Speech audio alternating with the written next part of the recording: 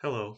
Today I'd like to talk to you about the Talks on Truth chapter, Development of Divine Love. And the title of my talk today is Divine Love is an Algorithm. So before I get into divine love, maybe I should explain what an algorithm is for those of you who aren't all that tech savvy. Social media algorithms determine how content is filtered, ranked, and selected. They determine what we see on social media and heavily influence not only what we see online, but often what we come to believe. Because these algorithms are hidden in the platform's programming, though, we often don't think about them as we are posting on Facebook or other social media platforms. Maybe some of you have had this experience, but one time I was uh, looking for a lawnmower. My lawnmower had broken. So I went to an online store and I was shopping for lawnmowers. Then, over the course of the next week or so, I started seeing lawnmower ads. I started seeing blogs about lawnmowers. I started getting ads from companies that rated lawnmowers. And this went on long after I actually bought the lawnmower. Um, the way it works is with social media, and the reason social media is so popular these days is because these algorithms artificially connect us to people, places, things, and ideas that we're attracted to. Also, these algorithms evolve with us. So as our preferences change, the algorithm changes as well. Once we have whatever we're seeking, social media algorithms will register the next thing that desire or are attracted to, whatever you're shopping for example, or whatever you're interested in. So, what does all this have to do with divine love? Well, according to Charles Fillmore, divine love is the power that joins and binds together the universe and everything in it. It is a harmonizing, constructive power. It conserves, reconstructs, rebuilds, and restores us and our world. Now, there are several aspects of divine love. Three of the important ones are desire, harmony, and attraction. The first one, desire, means that we have to really want something before we can manifest it.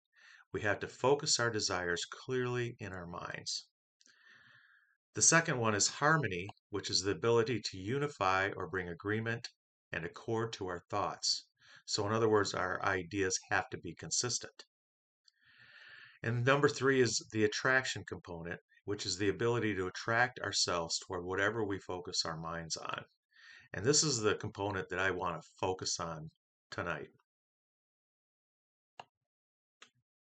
Now, as I focus on the attractive quality of divine love, you're also going to hear about the other parts because it's all part of the same law and it all works together.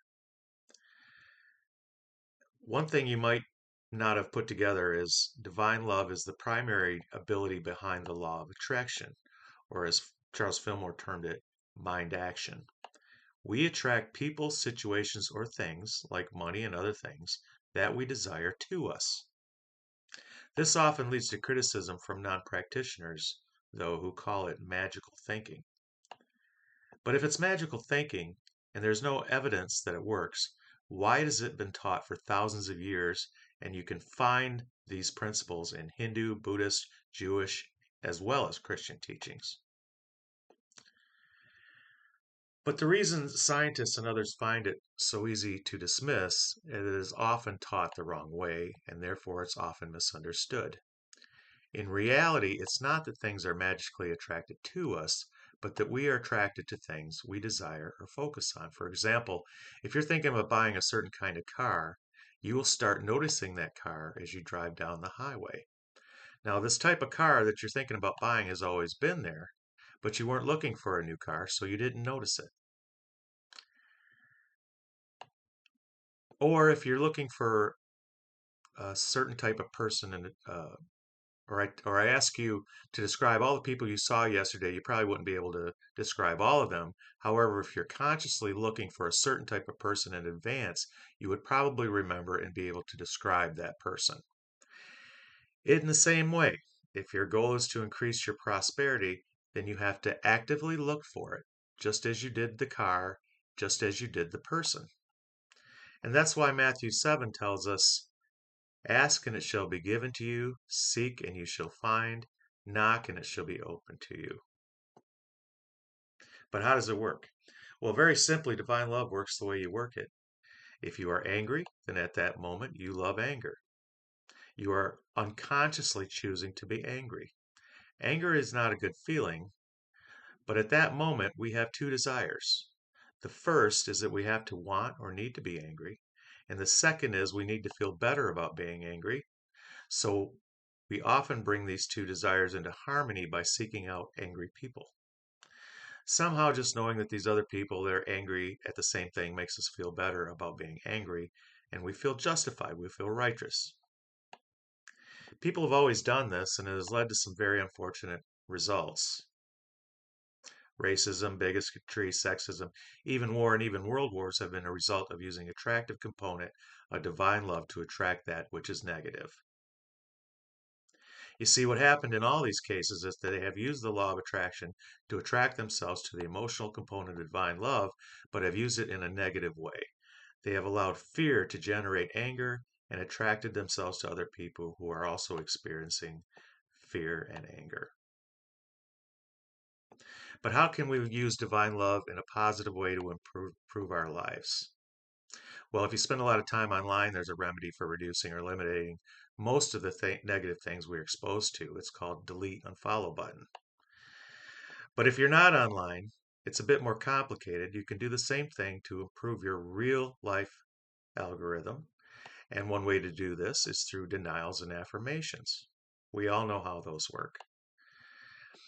As far as the denials, make sure you do those quickly because you don't want to dwell on the negative. Then when you affirm that which is healthy and positive, you spend as much time as needed. Of course, one of the biggest obstacles to attracting more blessings into our lives is doubt. Sometimes we wonder what is actually God's will and if what we want is in accord with that. What we have to remind ourselves when these doubt enters our minds, keep in mind that if you have children and you love them, would you want them to experience perfect health and unlimited prosperity? Well, of course you would. God, who loves unconditionally, wants the same thing for his children. So I'm going to let it go at that. Just remember that, as Dante wrote, divine love is the love that moves the sun and the other stars. It is both the origin and the destiny of all things, holding the cosmos together in a unity that surpasses all understanding. Isn't it a blessing that is also there for us to use in our own lives every single day? So with that, get out there and bask in the peace, comfort, and glory of divine love. Thank you.